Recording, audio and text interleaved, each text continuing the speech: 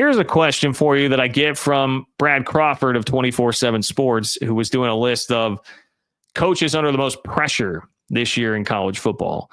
And there's one Big 12 coach who made the list. So de facto, ergo, it is the coach with the most pressure on him in the Big 12. You could also frame this as, who's on the hot seat in the Big 12? Whose seat is warmest in the Big 12?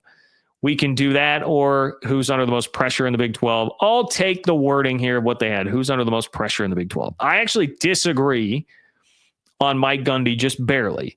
Mike Gundy makes my list. I'm going to give you a top 5 here.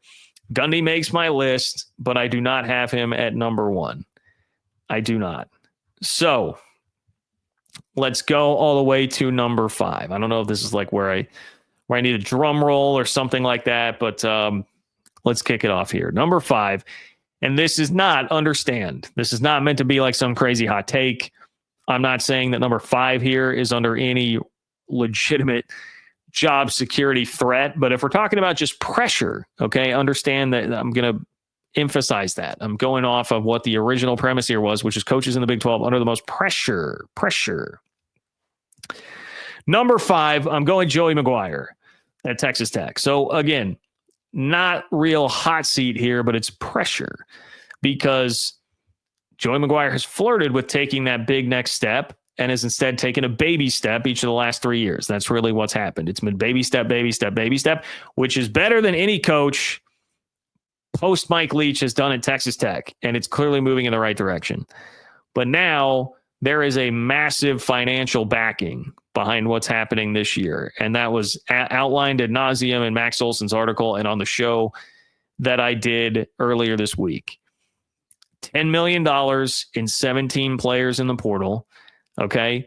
Big contracts to go land really highly sought after coordinators, switching both coordinators, right? So if you're thinking about that, like, all right, why hasn't Joey McGuire taken the big next step that everybody's been predicting for the last couple of years?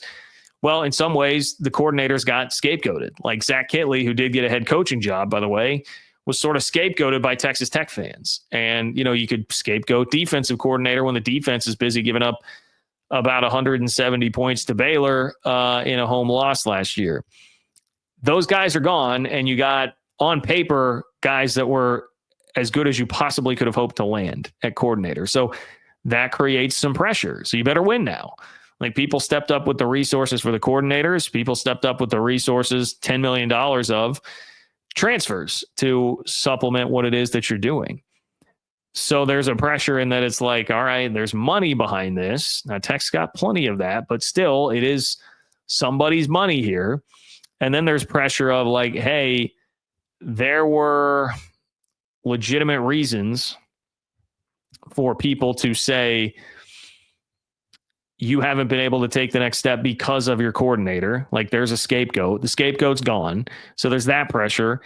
And then finally, I would even throw this pressure in, like, when you do have all this attention over how much money you've spent in the portal, take it from me, a K-State fan who watched what happened in basketball when Coleman Hawkins gets the widely publicized $2 million deal, and Jerome Tang spent not too far off what Texas Tech spent on its portal class for his portal class, and it went very poorly at first. They have gotten better now, but it may be too little too late to even get them in the NCAA tournament. Like, there's an extra pressure that comes along with having a widely publicized hefty price tag in front of everybody. They don't have it with a specific player like Coleman Hawkins, but everybody now knows they spent $10 million on this portal class and went totally all in. And everybody stepped up all the way around. Like, they even kept James Blanchard from Notre Dame. So, like, there is some pressure with that, man. There is some pressure with that. So that's why Joey McGuire's at number 5. Number 4, I saw somebody mention it already in the chat. Number 4, Dave Aranda. Dave Aranda. I think as long as he has a solid season, he's probably not going to lose his job. But, remember, like, this guy was all but fired once we were talking about Victory Cigar last year. The Hail Mary that happens at Colorado, Baylor is down in the dumps. Not a good start to the year. Looked like everything was totally down and out. People just had written him off. Give up the Hail Mary. The play was called Victory Cigar, that whole thing. even people I like really respect and think are excellent and very measured were like, oh boy, this victory cigar thing seems like that's kind of the death knell. Comes back, finishes 8-4 in the regular season, saves his job. They've got a lot coming back. Sawyer Robertson, great quarterback. Looks like they found the guy. But you aren't that far removed from people ready to run you out of town. And it was an 8-5 season after losing the bowl game. So this is not like it was a 12-win season last year for Aranda to save the job. It was enough to be like, okay, hey, looks like the future's bright. Plus, the other thing that's happened now, Baylor, is they are clearly backing you with money. So much so that they made all the T-shirts that say "We pay players." And Dave Aranda, being asked like, "What's changed?" He's like, "Well, we're paying players." NIL has stepped up to support Aranda here. He was on the hot seat legitimately not that long ago. It's time for him to step up and deliver with a good season. There is a decent amount of pressure, I would say, on Dave Aranda. He is number 4. Number three. Now, admittedly, I'm not as close to this. So I don't know the specific, like how much heat would be on the hot seat here for Scott Satterfield at Cincy. But I would imagine being a program that was in the college football playoff in 2021, they're not going to sit around and just let this program completely be middling at best in the Big 12 for a 3 or 4 year period to start things.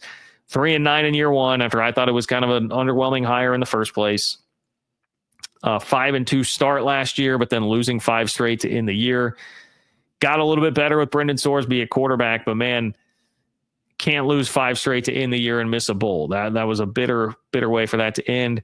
Satterfield's track record back to, 15-18 in the ACC at Louisville. I don't know that there's a lot that tells us right now that Scott Satterfield is a guy that can really hack it successfully at this level and be anything more than just pretty average at best at this level. Nothing against him. If he proves me wrong, that'd be great. I certainly would not be upset by it, but got to get more done there for Cincinnati, which has been not only a proud program, but a place where so many different coaches can win.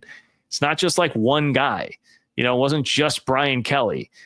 There have been a handful of coaches who have come through at Cincinnati, obviously Luke Fickell being the latest, to win and win big at Cincinnati. You should be able to do that. So, and then if you're looking at the other schools that came in at the same time as Cincinnati did, a couple of them have already made changes. Houston and UCF, they're not going to sit around. They made changes at head coach, and BYU just popped for a big year. So Scott Satterfield's my number 3. Number 2 on the coaches with the most pressure in the Big 12 next year. Number 2 is Mike Gundy. Mike Gundy. Listen, I very much agree with the sentiment here that he would be, if you wanted to do a top 10 or 15 list in the country, I've got no problem with including Mike Gundy on that. Things have been sort of trending downhill for 5 or 6 years now, with 2 real bright spots popped up in there. But outside of that, it was starting to, 4 of 5 with 8 wins or less before the 10-win season in 2023. So little bit of restlessness from Oklahoma State fans, a bit of just fatigue, right? He's been there for a very long time, 20 years, 2 decades now. Maybe some Mike Gundy fatigue. And then there's been drama, and a lot of it for a while surrounded the NIL stuff. And like, is he embracing NIL enough? And the really rough offseason heading into 2023. Everybody jumping into the portal. There was a lot of distraction going on there for Oklahoma State fans. So they felt like, it just feels like Oklahoma State fans have been checked out for a while and then got drawn back in by Ollie Gordon blowing up in 2023 in that year. And now it's kind of back to like, okay, wait. So all this stuff going on. There was even like when he got crosswise with Chuba Hubbard. It's just been a lot going on with Mike Gundy, and not quite as much winning as there once was. Then plus, obviously I haven't even mentioned it yet, but 3-win season last year, winless in the Big 12, just wretched. So because of that, Mike Gundy is definitely under a lot of pressure. There were rumors that he was already going to be out this offseason, and they went through and like restructured his contract. He's already given back extra money out of his salary to NIL. So they flirted with the idea, it would seem like last year, a lot of pressure from Mike Gundy. But I'm telling you, number one to me, Big 12 coach under the most pressure this year, Brent Brennan. Brent Brennan in Arizona. I got to go with that number 1, man. It sure sounded like there was at least some push from people with money around there to just go ahead and cut bait after year one. It was that bad. And I know that Arizona is not a place that's as used to winning as like an Oklahoma State is, but they sure enjoyed the 2023 season where you win 10 games, go to the Alamo Bowl, beat Oklahoma. You got to replace your coach. You're bringing back a stud quarterback, a top 10 pick at receiver, a lot of talent. Jacob Manu, Gunnar Maldonado on the defense, like lots of talent. And it just didn't work. It was bad this year. Bad. Not just losing games, getting blown out, looking ugly. It just, the offense not being fun or looking anything like what it was last year. It was about as bad as it possibly could have gone last year for Brennan. Again, it sounded like already you had some people with money that were very upset and ready to move on. And it starts to make that resume coming in from San Jose State look more like it was actually the worst part of that, which was that he didn't win more than 7 games at San Jose State instead of the more positive painting of that, which is like, hey, it's just a really hard place to win, et cetera, et cetera. Brent Brennan, man, number one, I would think that the hook would be pretty quick there if it goes badly again at Arizona in year 2. So there's your list. Let me know in the comments, what you think, where your list is at. But those to me are the 5 coaches under the most pressure in the Big 12 this year.